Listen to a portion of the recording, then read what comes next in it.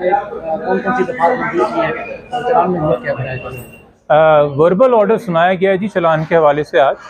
इसमें मोहतरम जज साहब ने बताया कि 363 जो किडनैपिंग 7 साल सज़ा है, 364 जो 14 साल से कम उम्र की बच्ची को बदफेली की नीयत से अगवा करना जिसमें 14 साल सज़ा हो सकती है, 368 उन लोगों पे लागू होती है जो कि किडनैप या अगवाशुदा बच्ची को मज़ीद छुपाने में या जानते हुए कि वो अगवाशुदा हैं मुलजिमों का साथ दें, उनको भी उतनी सज़ा मिलती है जितनी 363 या 364 के मुलजिमों को मिलेगी।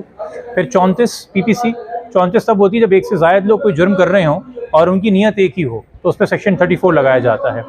इसके अलावा जो है सेक्शन 3 और 4 है Sindh child marriage restraint act का, जिसमें सेक्शन 3 के तहत वो इंसान जो कि शादी करता है और सेक्शन 4 के तहत वो लोग जो इसमें सहूलतकार बनते हैं।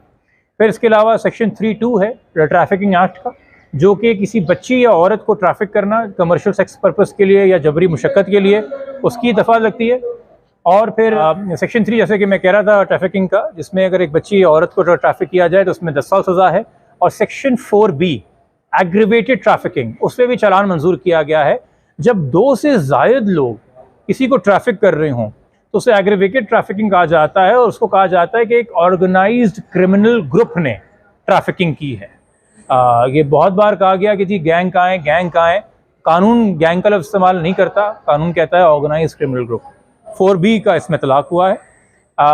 ये दफ़ात इसमें लगी हैं। फ़िलहाल 375 जो ज़िना रेप के हवाले से दफ़ा थी, सिर्फ वो है जिसका इतलाक अभी नहीं किया गया, मगर अभी MLO की जो दरख्वास्त उस पर भी फैसला आना बाकी है।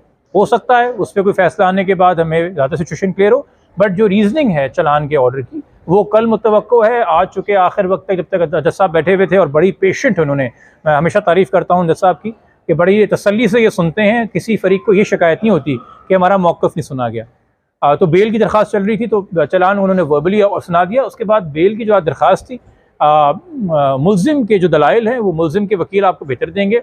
हम अपने दलाइल के हवाले से आपसे बात करेंगे कि सबसे पहले तो हमने सुप्रीम कोर्ट, फेडरल शरीयत कोर्ट की और हाई कोर्ट के फ़ैसलों की रोशनी में ये वाज़े किया कि बच्ची जो 16 साल से कम हो उसकी स्टेटमेंट इममटीरियल होती है।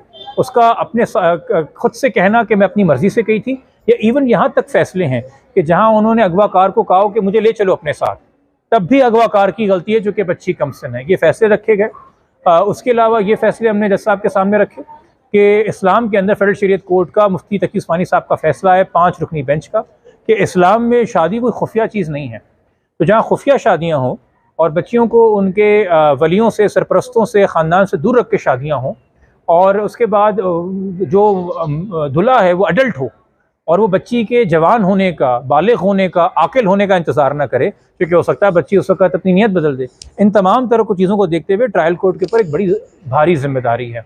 और ये भी है कि जो जिसको हम बार बार कहते हैं जिस्मानी बलूगत, प्यूबर्टी, ये ऐसे केसेस में एक रेलेवेंट फैक्टर हो सकता है, मगर ये डिसाइडिंग फैक्टर नहीं हो सकता। अक्सर ये आर्गूमेंट ये आता है कि जी चूँकि बच्ची प्यूबर्ट है तो जो फैसला करना चाहे, और अक्सर लोग इस्लाम की भी गलत तशरीह पेश कर रहे होते हैं। मैं उनसे भी गुजारिश करूँगा, आपकी नेक नीति होगी, आप यकीनी तौर पर अल्लाह के दीन की खिदमत करना चाह रहे हैं, मगर अल्लाह की दीन की सही खिदमत है पहले अल्लाह के दीन को पढ़ना, फिर समझना, तहकीक करना और सही बयान करना। दावत भी करें तो कम से कम समझ के पढ़ के करें। मज़ीद ये हमने जो स्टेटमेंट्स रखे जज साहब के सामने दलाइल के अंदर, वो ये बात रखी कि मुल्ज़िम ने कैसे एक तरीके से फ्रॉड करके लाहौर हाई कोर्ट से प्रोटेक्टिव बेल हासिल की थी, और कैसे चकमा दे के एक अदालत से छुपा के उसने पहले प्रोटेक्टिव बेल कहीं से अप्लाई की मगर उसको नहीं मिली, फिर वो यहाँ तक पहुँचा है। हमने वो खतूत भी जो हमने IU को लिखे थे वो तमाम व्हाट्सएप कन्वर्सेशन के साथ, जिसमें बार बार इसरार कर रहा था मुल्ज़िम कि जी माफ़, मैटर ख़त्म करें, मैटर ख़त्म करें, मुझे माफ़ कर दें, मैटर ख़त्म कर दें।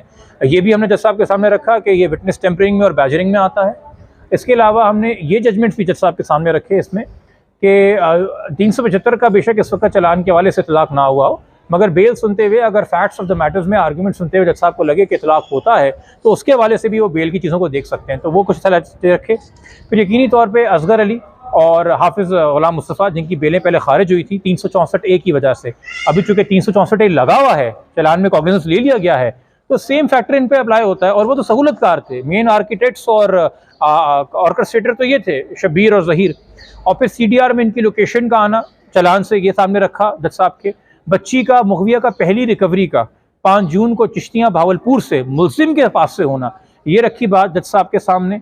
बच्ची का बर्थ सर्टिफिकेट जो है वो वेरीफाई होना, और कैसे supreme court Azad Jammu and Kashmir, supreme court Pakistan, Sindh high court और लाहौर हाई कोर्ट ये फैसले दे चुकी है कि जहां वाक़े से बहुत पहले इजरा हुआ हो बर्थ सर्टिफिकेट का और उसमें एक डेट लिखी हुई हो और वो डेट कंसिस्टेंटली सारे हुकूमती दस्तावेज़ात में लिखी हुई हो, तो उस डेट को ओवरराइड नहीं किया जा सकता मेडिकल एविडेंस। तो हम तो ये भी खुश नहीं कि कैसे ये पूरी जर्नी हुई है, पंजाब से लेके कराची अपने बच्ची को वापस ले जाया गया है, और काफ़ी लंबे दलाइल तो हो सकता है कुछ एक दो पॉइंट्स मेरे जहन से भी निकल रहे हों, बट जज साहब ने पूरी बात मुकम्मल सुनी है, मुलजिम की बात भी मुकम्मल सुनी है। इंसाफ हमारी अदालतों में एक फेयर हेयरिंग है, उसके बाद जो फैसला करेंगे वो हर जज साहब आज़ाद हैं कि कानून की रोशनी में अपनी अकल के हिसाब से फैसला करें। अगर किसी को ग्रीवेंस होगी वो हम हो या कोई डिसाइड हो तो हम हाई कोर्ट जाएंगे। हमें अदालतों के ऊपर बेजा तनकीद नहीं करनी चाहिए। अदालतों का काम है फरीकों को सुने, अपना फैसला करे और फिर हम उसको हायर अपीलेट फोरम में ले जाएं। एमएलओ की दरखास्त पे ऊपर से क्या हुआ? एमएलओ की दरखास्त भी थी, बड़ी लंबी जरा हम तो कर चुके थे अपनी, और उनकी जरा चल रही थी जो कि आज भी चलनी थी। वो एमएलओ की जरा कल 12 बजे है दोबारा से, और जो 164 की इन्होंने दरखास्त दी है, मगर कल 11 बजे का वक्त रखा है जज साहब ने अनाउंस करने के लिए बेल का ऑर्डर कि बेल खारिज की जा रही है, बेल दी जा रही है।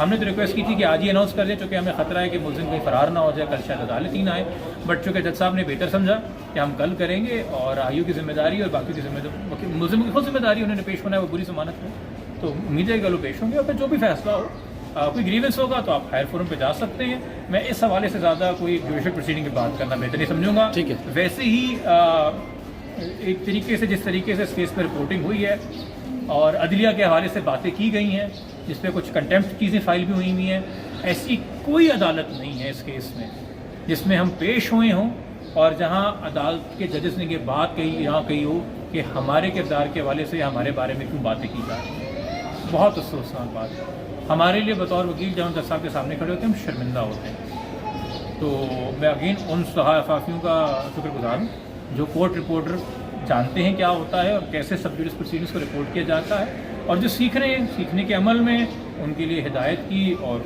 सीखने की दुआ है। कर सकते सर कुछ ये भी इतलात थी कि जज साहब ने भी इजहार किया इस बात का कि सोशल मीडिया के ऊपर उनको भी तनकीद का निशाना बनाया जाता है। मैंने आपसे ये कहा कि इस केस में कोई भी ऐसे जज साहब नहीं है जिनके पास किसी न किसी सूरत में केस आया हो और उन्होंने ये ऑब्जर्वेशन ना दी हो, क्योंकि इस तरह की जब आप बातें करेंगे और प्रेशर में लेने की कोशिश करेंगे अदलिया को, जो कि बहुत ही गलत मायूस बात है।